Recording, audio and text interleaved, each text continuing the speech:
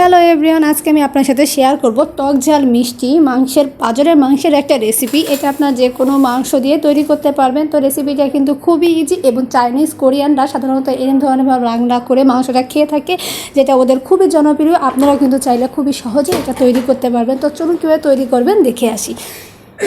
এটা তৈরি করার জন্য পাঁজরের মাংস নিয়ে নিন এবং মাংসগুলোকে আপনার পছন্দ মতো যে কোনো সাইজ করে কেটে নিন। এটা কেটে নেওয়ার পর এটাকে লবণ দিয়ে 1 চামচ লবণ দিলেই হবে। দেন সামান্য কিছু পানিতে এটাকে কিছু টাইমের জন্য ভিজিয়ে রাখুন। দেন ভিজিয়ে রাখা মাংসগুলোকে হাতের সাহায্যে কষলিয়ে এটাকে ধুয়ে নিন। দেন এতে দেখবেন ময়লা, পানি, রক্ত এগুলো সহজেই কিন্তু বের হয়ে আসবে। দেন এটাকে ভালো পানিতে আবারও 1 থেকে 2 বার ধুয়ে নিন, কারণ মাংসে যদি রক্ত থাকে সেটা কিন্তু খাইতে গেলে আসলে ঘৃণার বিষয়। এটা যাই হোক, ভালোভাবে ধুয়ে নেওয়ার পর এটাকে কিছুটা পানির ভিতর দিয়ে এটাকে সিদ্ধ করে, সিদ্ধ পুরোপুরি না, 50% কম সিদ্ধ করে তুলে নিন। এতে ময়লাটা থাকে এই গ্যাজাটা বেরিয়ে যাবে। এটাকে আবার ভালোভাবে ধুয়ে নিন এবং কড়াইয়ে সামান্য তেল দিয়ে নিন। তার ভিতরে শিলা চিনি দিয়ে দিন।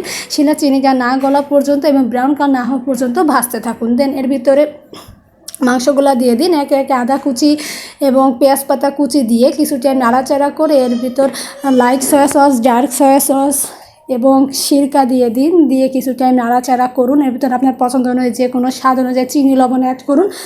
আবারও কিছু নাড়াচাড়া করে গরম পানি দিয়ে এটাকে ঢেকে 50 মিনিটের জন্য রান্না করুন। দেন 50 মিনিট পরে এটা সেদ্ধ হয়ে যাবে। বাট আপনার ঝোলটাকে, গ্রেভিটা আরও ঘন করার জন্য এটাকে আরও কিছু টাইম চুলার উপর রেখে দিন। দেন এটা যখন ঘন হয়ে আসবে এর ভিতর আবারও 1 চামচ মতো সিরকা দিয়ে দিন এবং উপর থেকে সাদা তিল ছড়িয়ে দিলেই কিন্তু রান্নাটা প্রস্তুত হয়ে যাবে। তো ভিডিওটি কেমন লাগছে জানাবেন এবং অবশ্যই এটা বাসায় ট্রাই করবেন। এটা কিন্তু খুবই সুস্বাদু। রেস্টুরেন্ট থেকে খেতে গেলে আমরা অনেক টাকা দিয়ে এটা কিনে খাই। তো ভিডিওটি যদি ভালো লাগে like, comment, share and subscribe. ধন্যবাদ।